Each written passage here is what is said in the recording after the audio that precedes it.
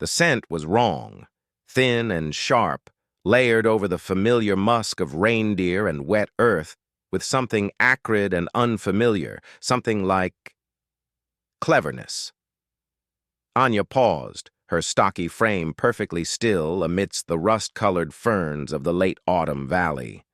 Her people, the clan of the Red Ochre Hand, had hunted this valley for more winters than the oldest memories could count. They knew every game trail, every treacherous patch of ice, every scent on the wind. This one was an intruder. It wasn't the heavy, rank odor of a cave bear or the sharp threat of a wolf pack. It was frail, yet it clung to the air with a strange persistence. Her grip tightened on the yew-spear, its fire-hardened tip a familiar comfort. She moved with a silence born of a lifetime spent stalking prey, her broad feet making little sound on the damp soil.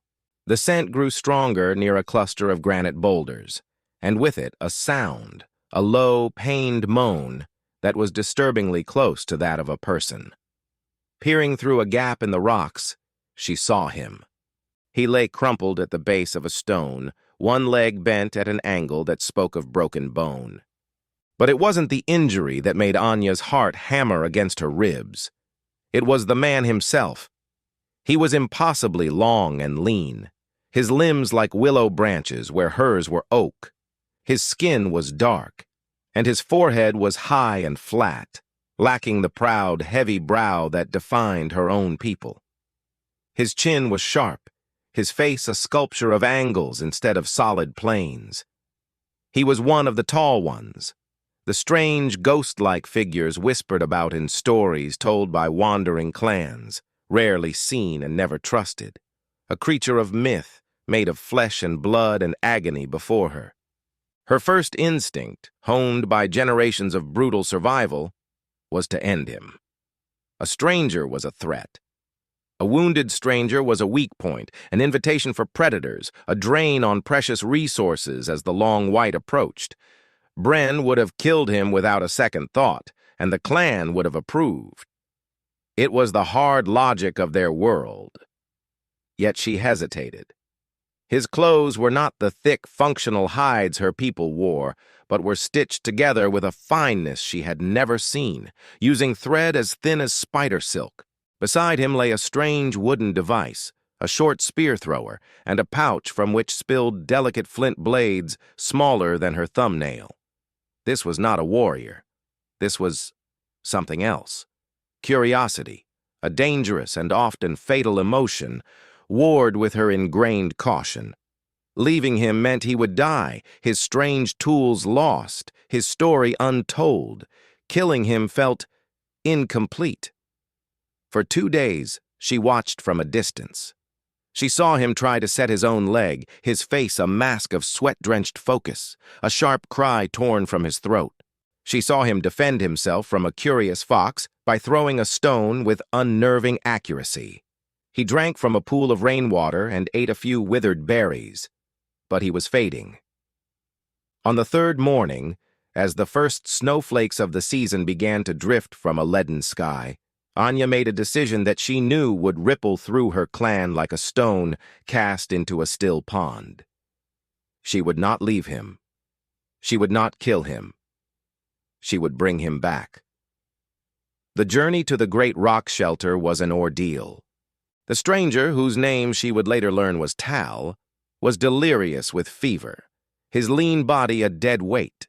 She fashioned a crude travois from branches and hide, pulling him across the hardening ground, her powerful muscles straining with every step. Her clan saw her coming from the high ridge, a dark figure pulling a strange burden against the stark white landscape. When she arrived at the mouth of the cave, she was met with a wall of suspicion. Bren was the first to confront her, his powerful chest puffed out, his face a thunderous mask. "What is this, Anya?" he demanded, his voice a low growl. He gestured with his own heavy spear at the unconscious man.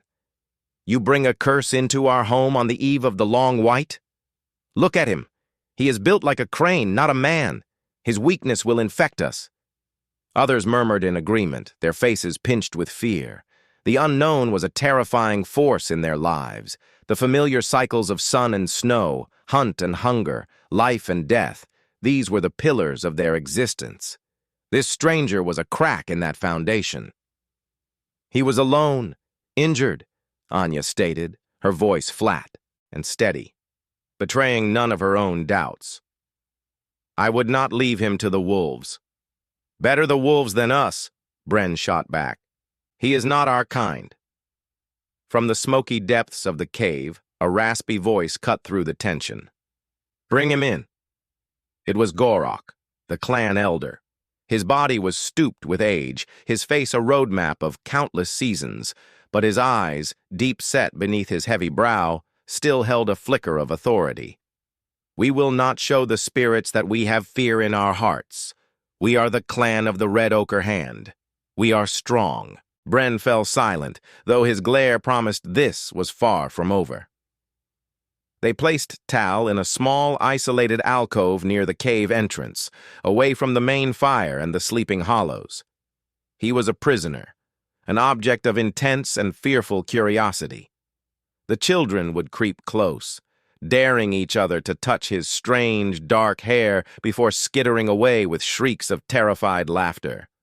For days he drifted in a fever dream, tended to only by Anya, who brought him water and what little broth she could spare.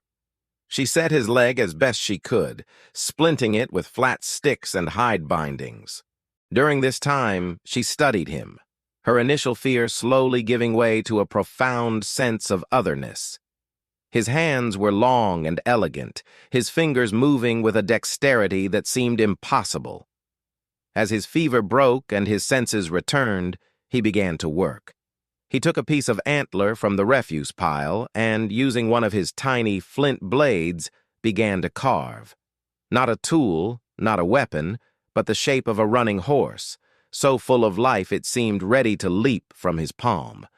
He sharpened a bone into a needle so fine it could pass through hide without a clumsy awl. He would watch them, his dark, intelligent eyes missing nothing. He learned the rhythm of their lives, the names they called each other, the way they shared food around the central hearth. He could not speak their guttural, consonant-heavy language, and they could not understand his flowing, melodic sounds. So he began to communicate in the only way he could. He found a smooth, flat stone, and using a piece of charcoal from the fire, he began to draw. The drawings were a revelation. Their own art was one of symbolism. The red ochre handprints that gave them their name, stenciled on the cave wall, a mark of presence, of existence. I am here. Tal drew the world. He drew the mammoth with its great curving tusks and shaggy coat. He drew the woolly rhinoceros, its head lowered to charge. He drew Anya herself, capturing the powerful set of her shoulders and her focused gaze as she napped a piece of flint. His drawings were stories, windows into a mind that saw the world with a terrifying, beautiful clarity. Gorok would sit for hours, his frail body wrapped in a bearskin, watching Tal draw. The old man's eyes held a strange light, a mixture of wonder and a deep, ancient sadness. Bren, however, saw only black magic. He does not hunt, Bren would sneer, his voice loud enough for all to hear.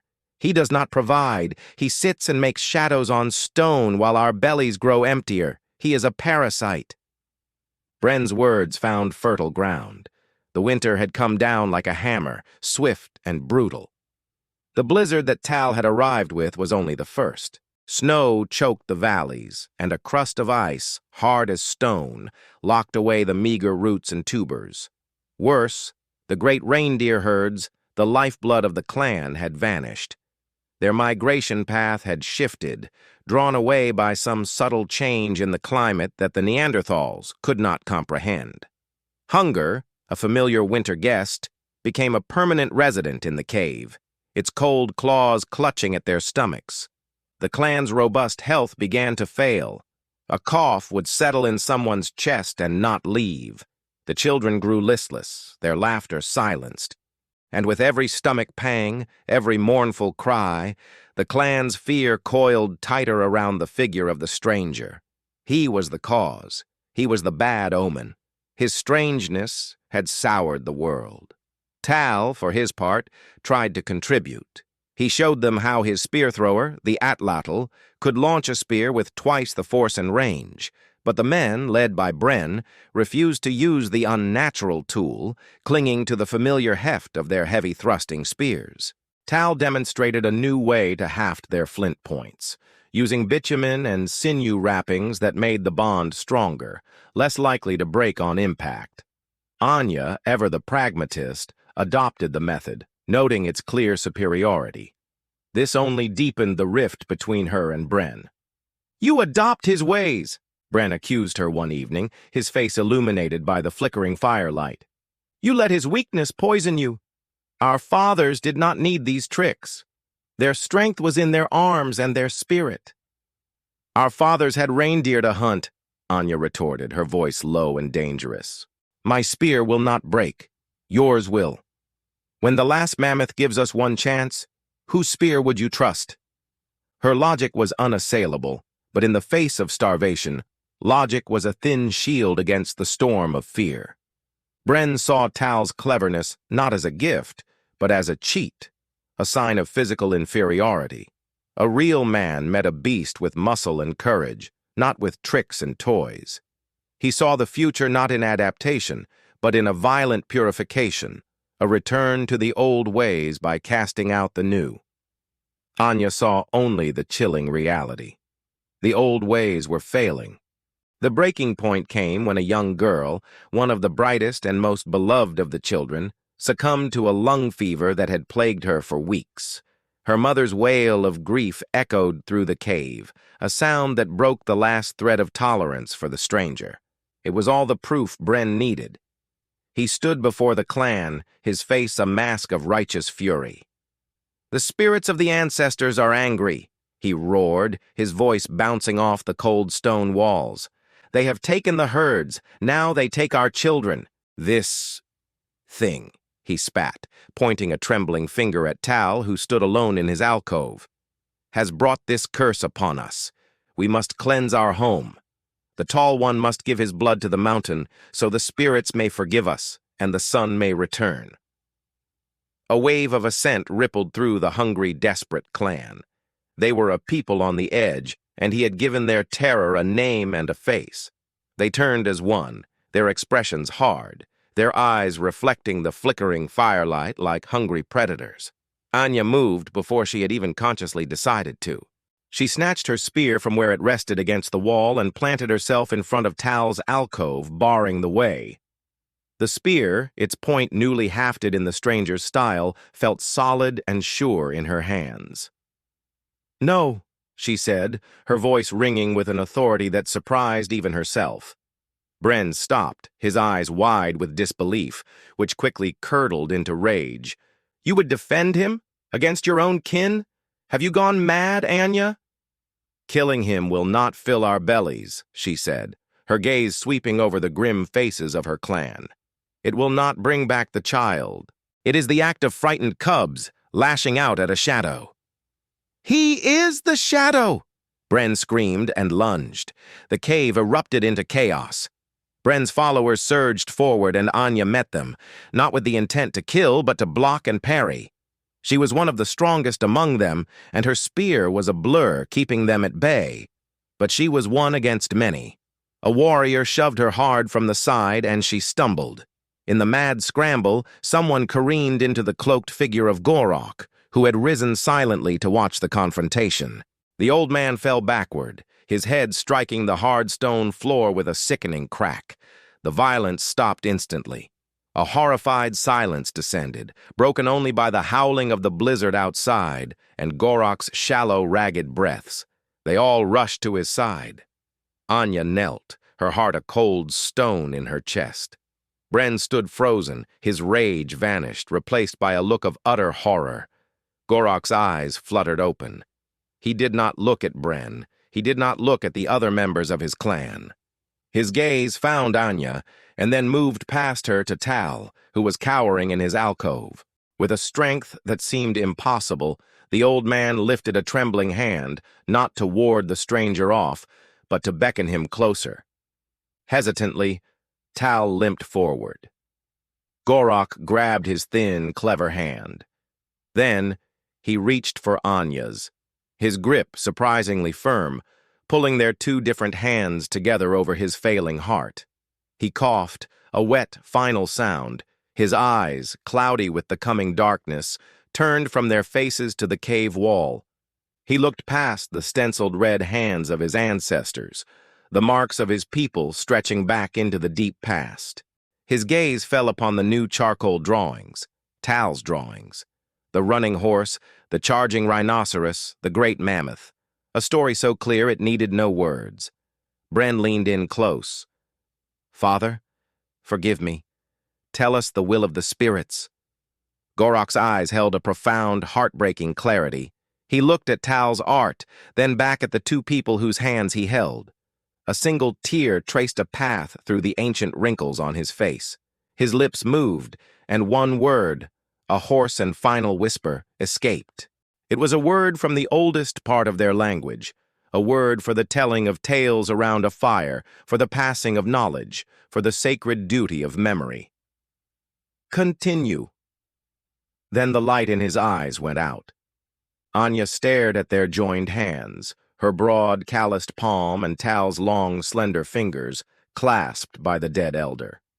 And in that moment of absolute, crushing silence, the shocking truth fell upon her. Gorok hadn't seen Tal as a curse. He had seen him as a vessel. The old man, in his final moments, had understood. Their clan was dying. The cold, the hunger, the sickness, they were the fading embers of a fire that had burned for 1,000 generations. Bren's path was one of defiance, a glorious, angry roar before the inevitable dark. But it was still an end. The true threat wasn't the clever stranger. It was oblivion. It was the chilling prospect that when the last of their kind fell, the memory of the clan of the red ochre hand, their hunts, their love, their existence, would vanish from the world forever, as if they had never been. Tal was not their replacement. He was their salvation. His mind, which saw the world in stories, his hands, which could make those stories live on stone, could do the one thing they no longer could. He could remember them. Anya's choice to save him, an act she thought was a pragmatic gamble, had been something else entirely. It wasn't a betrayal of her people. It was the only way to ensure their story would never end.